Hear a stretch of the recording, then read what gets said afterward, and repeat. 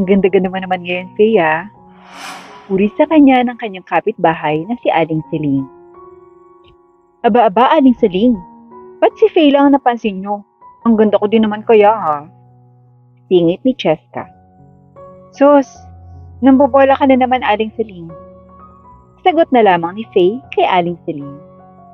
Hindi sa nambobola talaga ako sa'yo, Faye. Pero grabe, ang ganda mo talaga. At grabe, napaka-sexy mo sa suot mong yan. Ganun ho ba?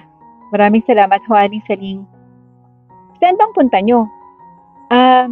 Sa mall lang ho. Alam nyo naman, pinadala na naman si Faye ng kanyang ama ng pera. Kaya magmamall kami. Sagot ni Cheska. Hoy, Cheska, huwag kang singit ng singit dyan. Di ka ang kinakausap ko, si Faye. Masungit na sagot ni Aling Celine. Aling Celine, ayaw magsalita ng kaibigan ko. Kaya ako na lang, okay? At isa pa, napaka-chismosa mo talaga, Aling Celine. Bakit ba tinatanong mo pa kung saan kami pupunta? Ano ba pakialam mo? Oy, Cheska, huwag ka na nga magalit. Abay, maganda ka rin naman din. Pero seryoso, saan nga kayo pupunta? Sa mall ho, Aling Celine. May bibilin lang ho kami. Sagot na lamang ni Faye. Ba't ang sexy-sexy nyo? Kung saan mo lang pala kayo pupunta? Aling Celine, huwag niyo na ho pakialaman kung anong susuotin namin. Kasi kami naman ho yung magsusuot nito at hindi kayo. At kung sasabihin nyo na baka mabastos kami susuot namin, nagkakamali ho kayo. Dahil hindi po mangyayari yun. Saad ni Faye.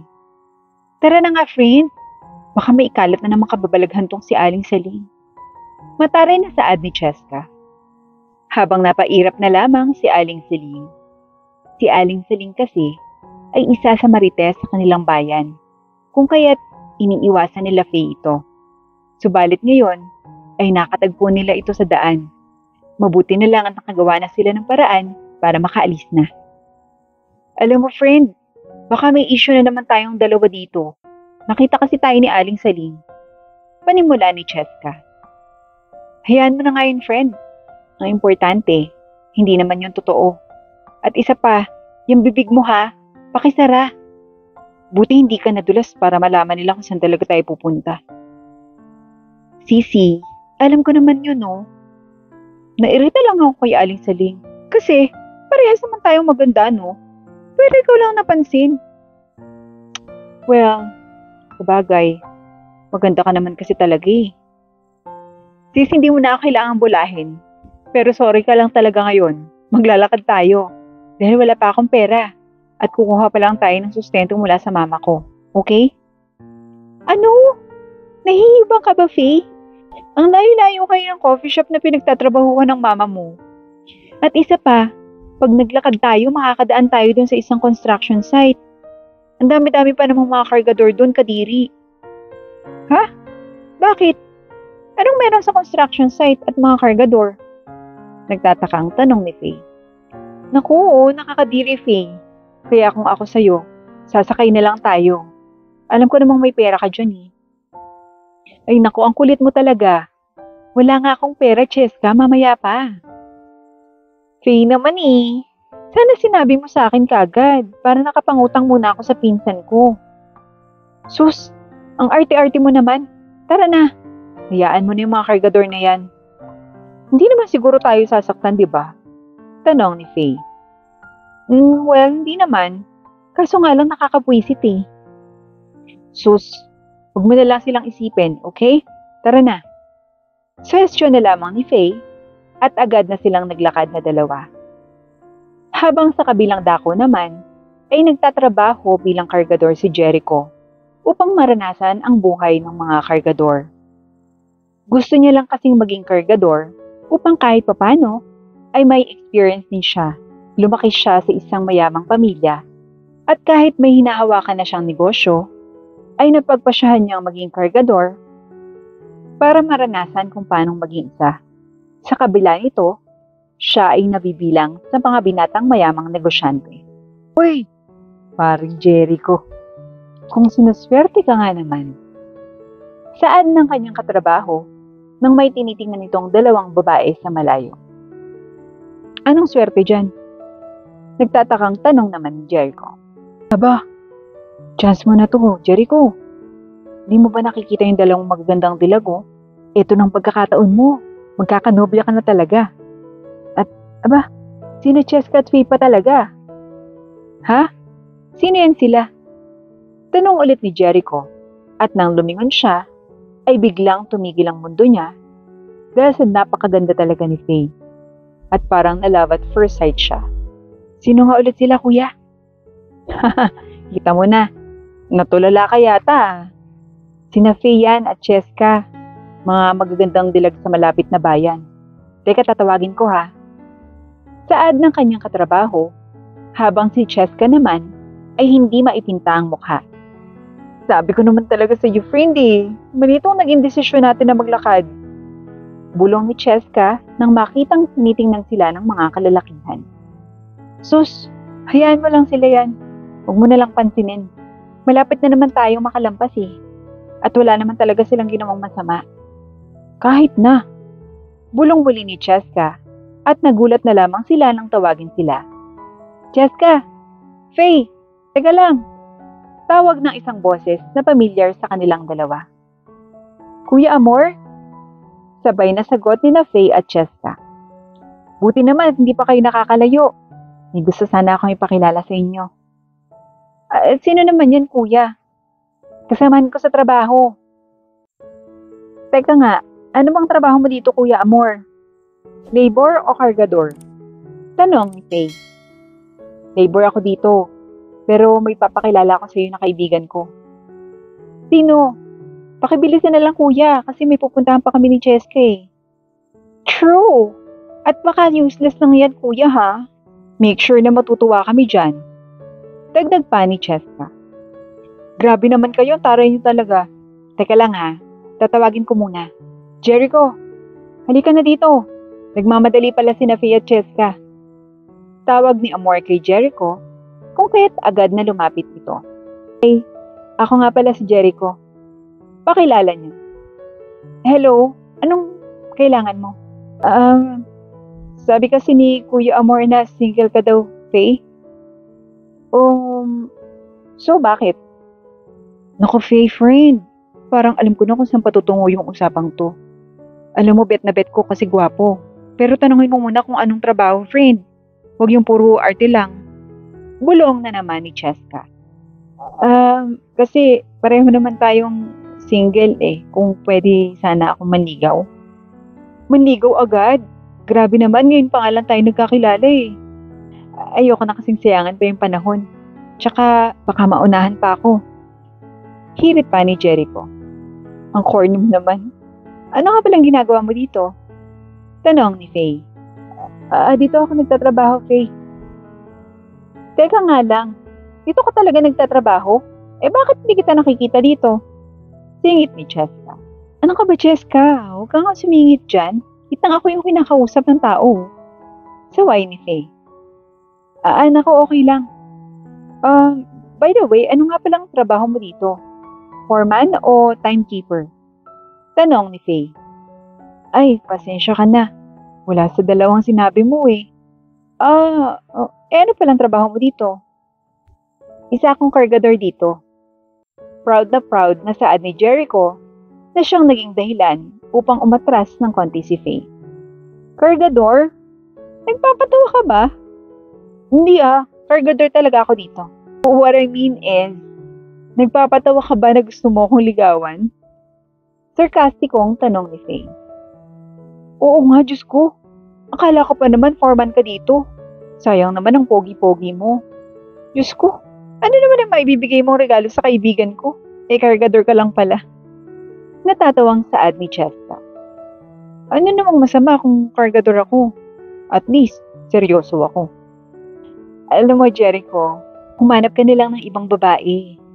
Kasi hindi ako interesado sa isang kargador. At kahit kailan, hindi ko hinangad na magkaroon ng jowang kargador.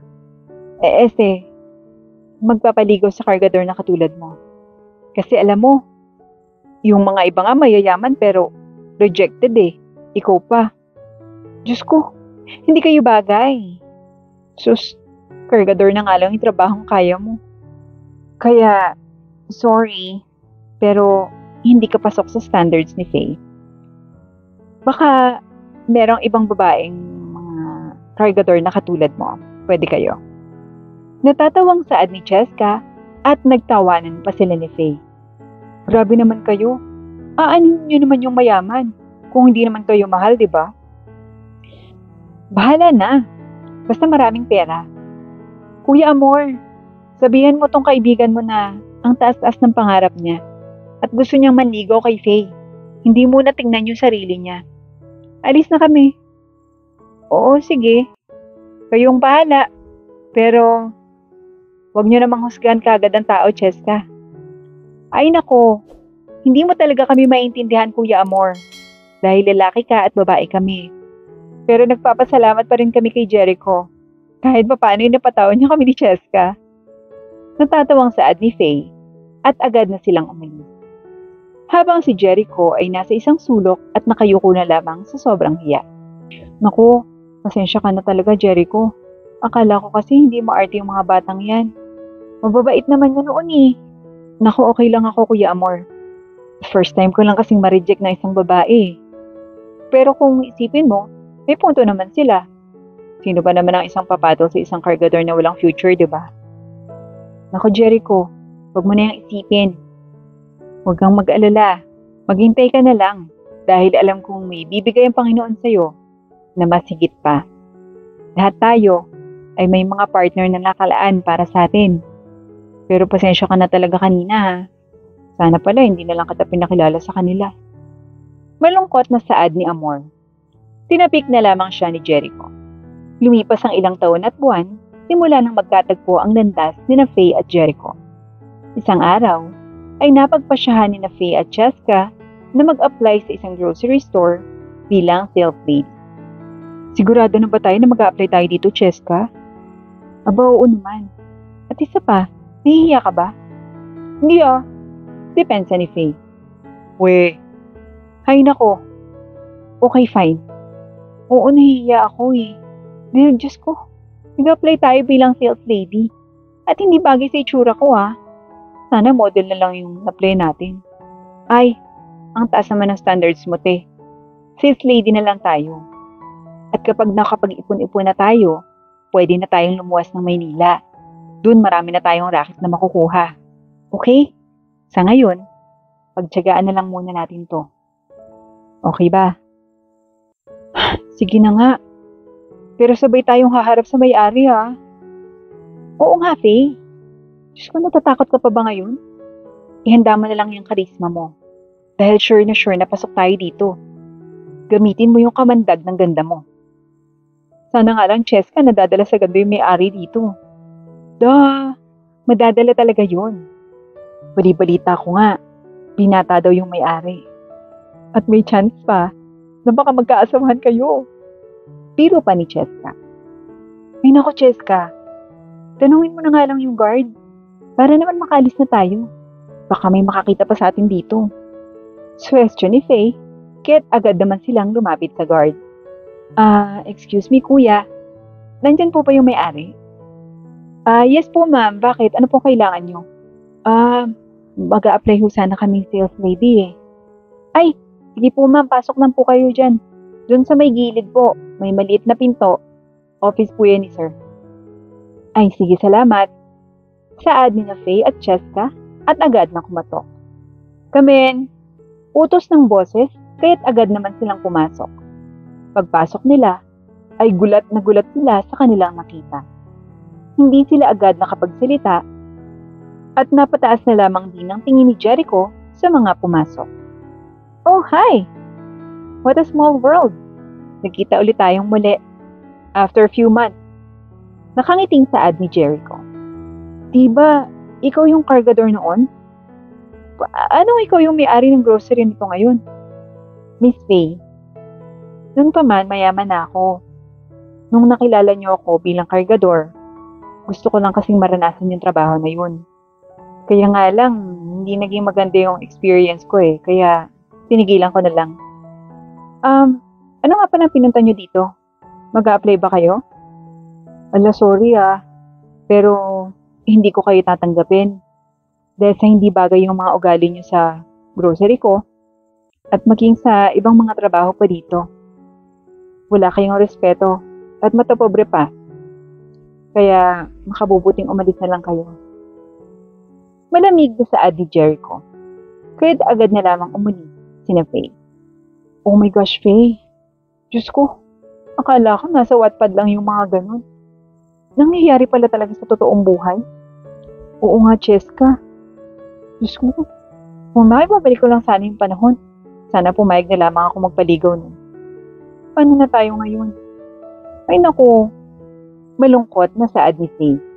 Nang makauwi, ay hindi maalis sa isipan ni Faye ang nangyari. At talagang nagsisisi siya sa kanyang mga nagawa. Kung sana nga lang, ay maibabalik pa ang panahon. Pero hindi na talaga. Sana'y masarap na ang buhay niya ngayon.